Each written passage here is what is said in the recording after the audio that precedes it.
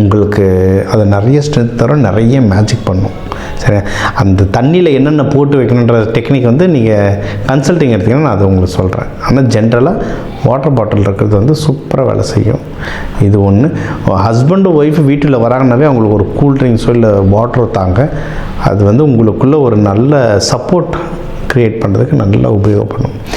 இதே தான் கல்யாணம் பொண்ணு மாப்பிள்ளை வீட்டுக்கு போகிறவங்களுக்கு உங்கள் வீட்டுக்கு வரும்போதோ வரவங்களுக்கு முதல்ல தண்ணி கொடுங்க. இது மரியாதை, தமிழர் பண்பு, விருந்தோம்பல் இதெல்லாம் ஒரு பக்கம். எஸ், ஆனால் உங்கள் பஞ்சபூதம் வேலை செய்யும் சூப்பராக.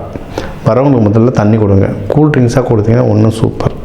அதாவது கார்போஹைட்ரேட்டடாக இருக்கக்கூடாது, சோடா இல்லாத ஃப்ரூட் கூல் ட்ரிங்க்ஸாக இருந்தால் அது ஒன்றும் சூப்பராக வேலை செய்யும். நல்ல நாள் நம்ம சொல்லுவோம்ல, உங்களுக்கு வந்து வியாழக்கிழமை குரு உரையில் பொண்ணு வீடு மாப்பிள்ளை வீடு போயிட்டு வருது, இல்லை நீங்கள் லைஃப்பில் ஏதாவது கடை திறக்கிறதோ பிஸ்னஸோ எதுவாக இருந்தாலும் பொதுவாக வியாழக்கிழமை குரு உரை உங்களுக்கு சூப்பராக வேலை செய்யும். அதை தாண்டி பெரிய விஷயங்கள் எதனா பண்ணணும்னா உங்களுக்கு நான் பஞ்சபக்ஷி சொல்லித்தரேன். அதை ஃபாலோ பண்ண வாழ்க்கையில் ஒன்றும் நல்லாவே சிறப்பாக அமைவீங்க. உங்களுக்கு வந்து இப்போ குடும்பத்தோட சப்போர்ட் ரொம்ப நல்லா இருக்குங்க. வீட்டில் அப்பா அம்மா அண்ணன் தம்பிங்க எல்லாருமே சப்போர்ட் பண்ணுவாங்க. உங்களுக்கு வந்து வெளிநாட்டுகளுக்கு குடும்பத்தோட ட்ராவல் பண்ணிட்டு வரவும் ரொம்ப சந்தோஷம், வாழ்க்கையில் இன்க்ரீஸ் ஆகும். நீங்கள் வழிபட வேண்டிய தெய்வம் மீனாட்சி சுந்தரேஸ்வரர் டிஃபால்ட்.